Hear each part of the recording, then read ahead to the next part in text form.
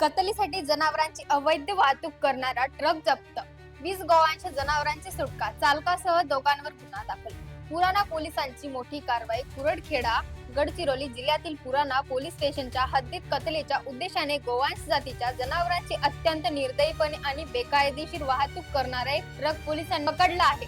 या कारवाईत पोलिसांनी 20 बैल आणि वाहतुकीसाठी वापरलेले ट्रक असा एकूण 5 लाख रुपयांचा मुद्देमाल जप्त केला आहे.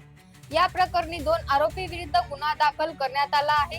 मिळालेल्या अधिकृत माहितीनुसार 17 मे 2026 रोजी सकाळी 1:30 ते 10:35 वाजेच्या दरम्यान पुराणा पोलिसांनी जनावरांच्या अवैध वाहतुकीची माहिती मिळाली होती.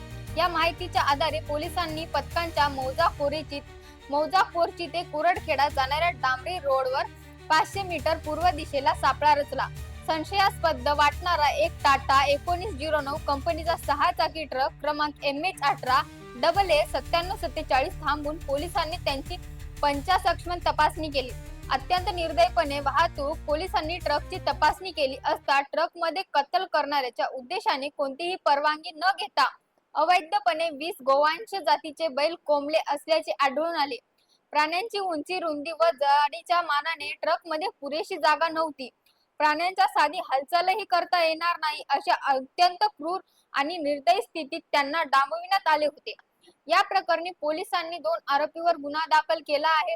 शाहरुख बरकत अली सय्यद, वय 28 वर्ष, धंदा चालक, राहणार गेवरदा, तालुका कुरडखेडा, जिल्हा गडचिरोली.